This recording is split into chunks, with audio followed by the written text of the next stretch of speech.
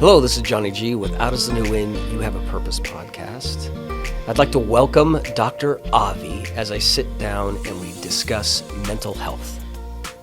So tell me, who is Dr. Avi and what would you like to share today? Oh, gee, again, a really vague question. Like, where do we go with that? We start from wherever you want to start and we'll end wherever you want to end. Well, I can go with a professional bit a little bit. Absolutely, let's do that. I am a doctor of clinical psychology. I've been doing LGBT-focused clinical work since started grad school, so that's been since 2011. I'm now a psychology postdoc, so last step before licensure. Nice.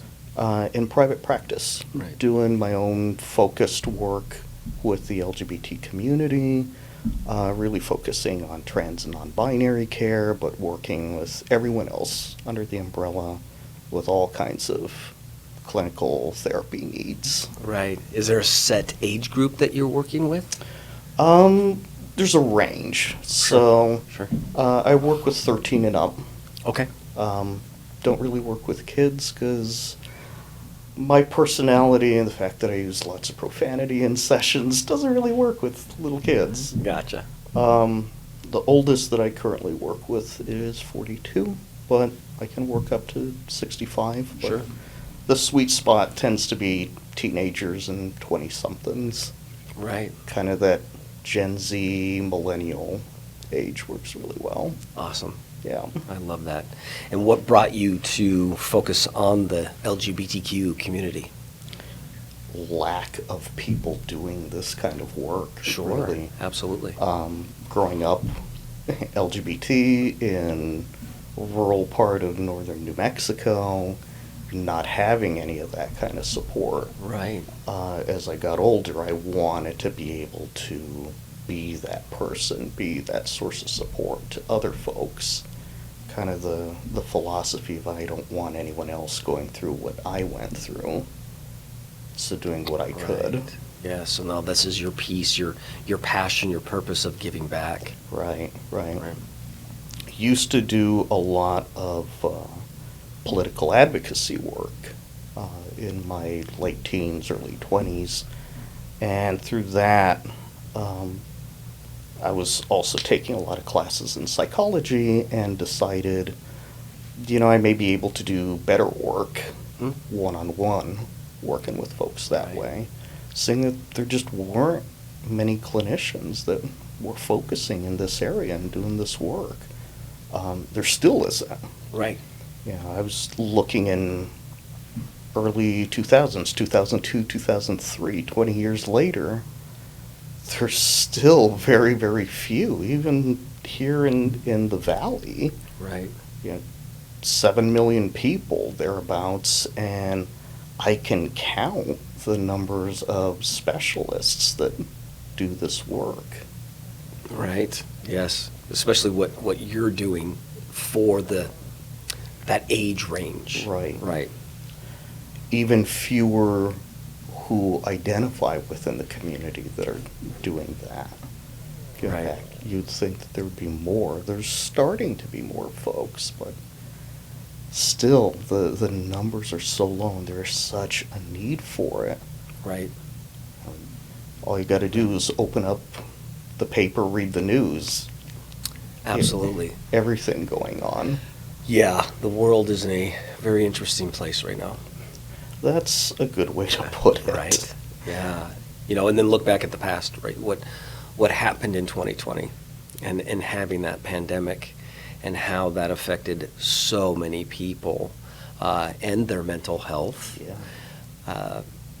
Bringing that into how do you identify and what community are you a part of, and knowing that the pandemic, staying at home, not having human interaction, not being able to go to school, that age group, right, really took a toll on them. It re-isolated the community, even It within did. an urban area. Yes. That I started to see a lot of echoes, like growing up in in rural parts of New Mexico, where kids within the East Valley here feeling like they were the only ones because they just weren't able to connect with anybody. Right. And because they were at home, couldn't really go out, couldn't interact much, they had no way to really explore their identity or feel safe doing it. Right. So it's these echoes of the past all over again. Right. What do you think, and what you see and who you treat, how many years from this point forward do you think that piece of time is affecting us? I'm still seeing it affecting clients now. It's trying to predict how much farther. That's really hard to say. Right. I would have thought, a couple years, from the end of it, like, okay, we're going to see about the ends of this. Like, we're at the tail end, and it's still coming up as major issues with clients. When I'm doing evaluations for letters for hormones or surgery for trans and non-binary clients, I'm finding more and more there's kind of gaps in their story, in their identity, and it's all due to the pandemic. Right. Like, things just kind of went on pause. Right. Oh, for sure. Yeah. I had the opportunity a while back to present on coping skills and suicide prevention at a charter school in the West Valley. And talking to the school counselors, they feel that time frame is literally at least 10 years from now, that they feel they're going to continue to still see effects from the pandemic. It makes sense Right. that way. When you've got kindergartners, preschoolers that were going through it, it's going to impact them Right. for the rest of their lives, really. When we're thinking of life story, how much did it impact us as adults from it? Right. People ask me, how did it impact you in practice? I didn't see a rise in cases. It just stayed steady, but suddenly having to move therapy, one-on-one therapy, where we're in person talking to each other. I can read other body language and whatnot. Suddenly having to do it through a computer screen, that was tough. No one ever prepared me for that in school. Right. Absolutely. Yeah, because you learn so much more in person. You do. Right. I had to learn how to read people even harder just through facial expression, how they sit, how their posture, more so than I ever did in person, to be able to call them out on stuff, because my style as a therapist is not letting anyone get away with it, to be able to see the tiniest little pin. Side, I guess don't play poker with me. I like that. Yeah, that was the toughest part professionally. Re-isolating that for 2 years. My commute was about 20 feet. Sure. And while that part was nice, because I was essentially doing therapy from home, as much as I would be telling clients, you take time, self-care and everything, have your boundaries, my boundaries got blurred. Absolutely. I'm literally working from home, so now what? Right. Where's my refuge? Yeah. I couldn't even fathom that, because I didn't have that. I mean, a good thing for you, in my mind, is that you were essential, right? Mm-hmm. So you had that interaction, even though it was on a computer. Mm-hmm. At that present time, when everything did hit and the lockdowns and closed business and all of that, I was a cop at Scottsdale PD, so I didn't get a day off unless I, was COVID positive. Right, Sure, right. I'd get time off. But I was working minimum 40 hours a week and dealing with people that were locked down and everybody learning so much about each person in the house, Mm-hmm. right? Whether that's mom, dad, siblings, whoever you're living with at that present time.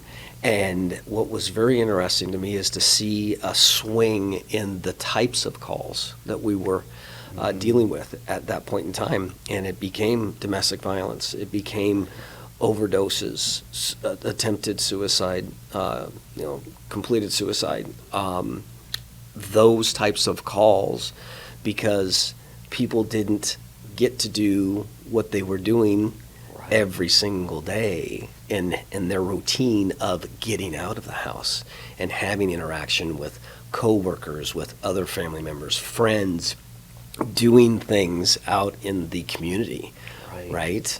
Whatever that was for them, and then just getting completely isolated.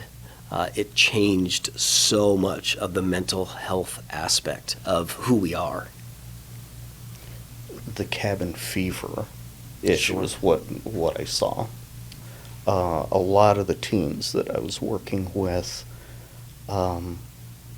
weren't fully out to parents at the time. Mhm. So suddenly you're stuck at home 24 hours a day, 7 days a week. And the stress of how long do you maintain cis straight identity around parents, it takes its toll. How long can you keep a secret from people that are around you constantly? Right. Or folks you may not necessarily be getting along with because of family stress. Maybe not necessarily at a level of domestic violence, Right. but potentially abusive or toxic relationships, situations within the family. That all starts to take its toll more and more. Right. Yeah, and on top of that, I mean, let's look at, let's say that you had come out and you had a parent or parents that were not accepting, and now you're in lockdown. Right. And it's all negative. Everything that's surrounding you is negative. The one positive out of the practice that I do, for as rainbow spangled as all my advertising and online persona is, I wouldn't get those families. I get the families that the kid came out fearful how the parents would react, and the parents went, I don't know how to deal with this, but let me find a professional. Absolutely. This one's got rainbows all over their listing and everything. Let's go. And those were the messages that I would get from parents. My kid just came out. I don't understand any of this. Please help. Right. Right. Because the parents are learning just as much as the person that just came out. Right. Learning about themselves. Right. Right. Parents are going through a whole nother aspect of it, learning about themselves. As I always point out with the families, that they're going through a period of grief. Yes. You know, Absolutely. your kid comes out, that's day one. You're going to go through the stages of grief as if you lost a loved one. You're going to go through shock and denial, disbelief. You're going to move into bargaining, looking for any other reason why. Moving on into anger, depression. Eventually you'll get into acceptance. When I get teens that come to me, their biggest frustration a lot of the time is, why is it taking my parents so long to come to terms? Why don't they just pick up and run with it? Yeah. And I have to point out to them, like, you've been out for, or in your mind, you realized you were gay, bi, trans, non-binary for how many years since you were younger? Years and years, yeah. To your parents, that's day one. It is. It's like, day one, oh my God, where did this come from? So, if we look at it in stages of grief, shock and denial. Oh, wait, what? Where? Into the bargaining? No. Something had to occur. This was because I let you watch RuPaul Drag Race. This is because someone must have done something at school, or you heard this or something. Into moving on to anger, depression. So they'll tell them, like, they'll get there eventually, but it's going to take some time. Right. They have to go through it. You got to be able to support them as they're going through that journey while you're learning more about yourself. Right, because you're on a journey as well. You're on a journey as well. You've got all these journeys going on within the house, and you're stuck in a crucible together. Yeah. Imagine that. Yes. The kids, well, what am I supposed to do? The way how you support your parents through it. You have to just hold the line. You're discovering more about yourself. So you just reaffirm that. Because otherwise, if parents are early on in the stages, you give them an excuse, they're going to run with the denial, the bargaining. No, I knew it. This is because you had a really horrible boyfriend, so that's why you're overcompensating, and now you're saying you're a guy.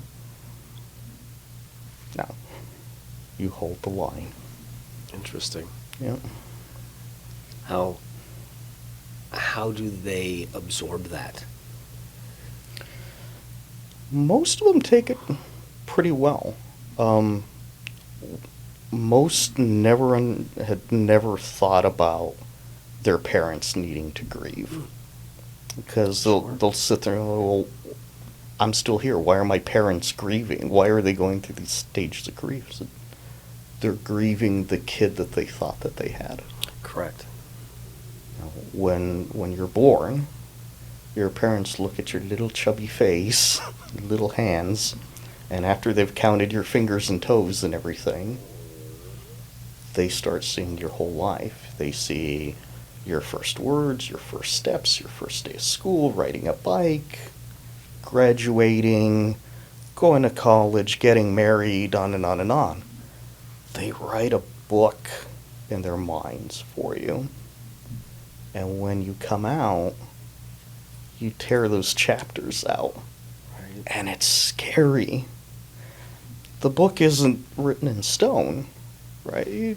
Parents will adapt with kids, whatever. Like, oh, I thought that they were going to like soccer and they're a baseball fan instead, or vice versa. There's enough leeway there.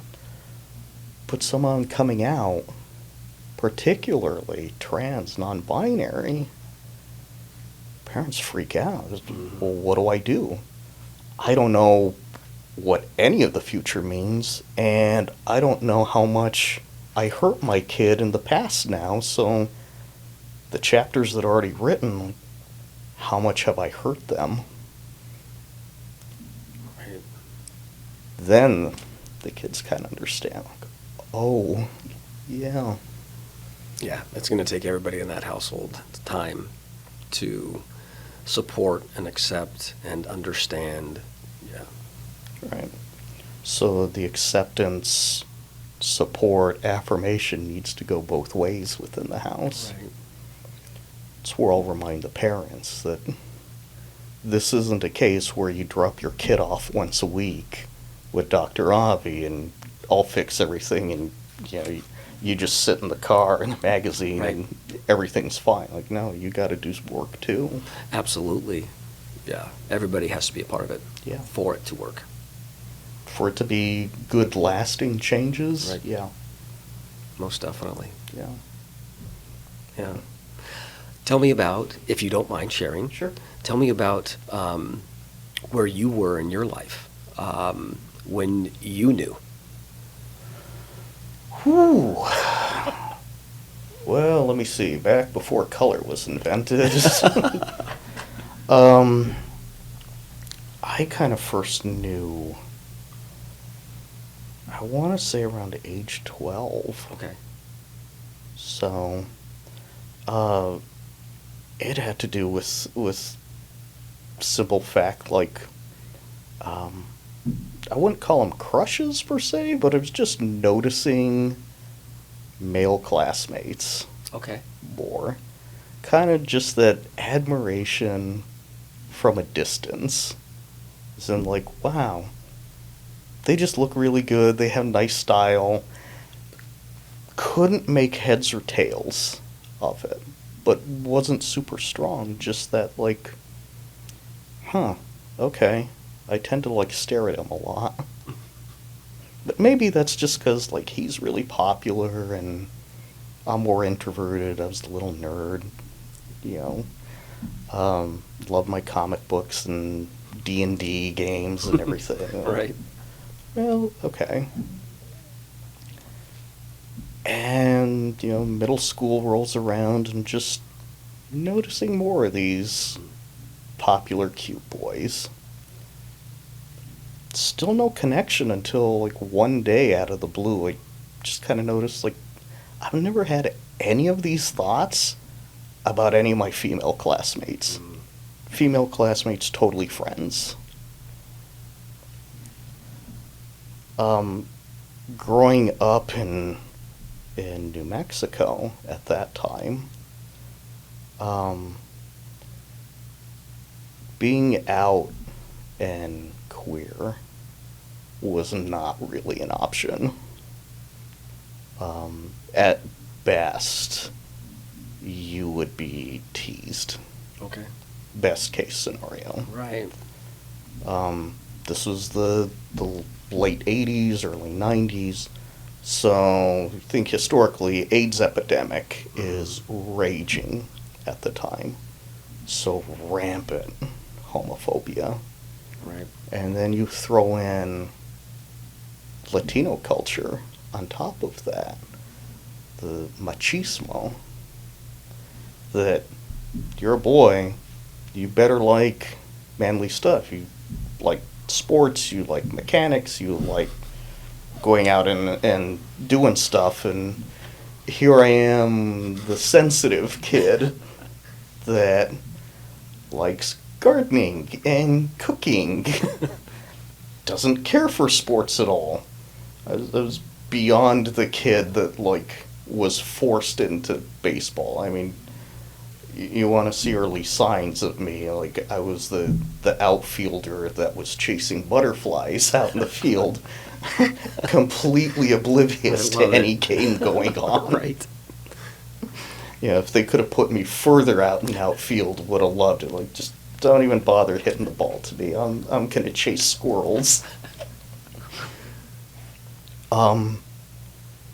But it's the culture and everything kind of instills in you this mentality of, like, there's something off. There's something off, and you need to fit in. Because if you're not fitting in, if you're the peg sticking out, someone's going to hammer you. So that's where I can describe most of my teen years desperately trying to fit in. Trying to be as close to straight as possible. Carried through even into college for it. I laugh at the memory of it, that, yeah, getting into a relationship with a girl and having Al Bundy kind of as the role model, and not necessarily the sexism of Al Bundy, but the idea of like totally uninterested in intimate relations with the wife and everything, would rather just sit and watch TV. Yeah. Like, well, isn't everybody like that? Like, come on. Married guys, like, you lose interest. Like, come on. Yeah. I'd rather go to the bar with my friends than anything here. And for some skewed reason, saw that as, like, the norm. Messed up as that may be, that's what got a lot of that pressure off. That, like, oh, yeah, well, I was in a relationship, but, you know, hates the wife. Only got engaged, but never married, but everyone referred to as the wife because, yeah, treated it as such. Right. It wasn't until that relationship ended that everything kind of clicked. And by that point in time, I was 24. And turned around and said, you know, everything's clicking, like, that's it. I can't pretend otherwise. Didn't come out to parents, but came out to friends first. Friends didn't really care. Waited about another year and a half to come out to parents. I've had to come out 10 different times to my parents. That is a lot. Yeah. Denial ain't just a river in Egypt, right? From the very first time, not knowing how they were going to react and preparing for the worst, so full on had bags packed, had a contingency plan, gathered all my IDs and important paperwork and everything, was ready to bug out like the apocalypse is happening, to the 10th time where telling my folks, if I have to do this again, you're just going to get a PowerPoint. Like, I'm not even going to participate anymore. I'm just going to give you a handout. The good news is my parents did finally come along. It's taken them some time. Sure. Thank you so much for joining us and listening to Dr. Avi. Please join me on this platform. If you have a story that you would like to share, please reach out to me, whether that's on my social media, my email, my cell phone, and let me know that you would love to share your story, your voice, so someone out there can hear what you've gone through. Please come back and listen to more of Dr. Avi's amazing story.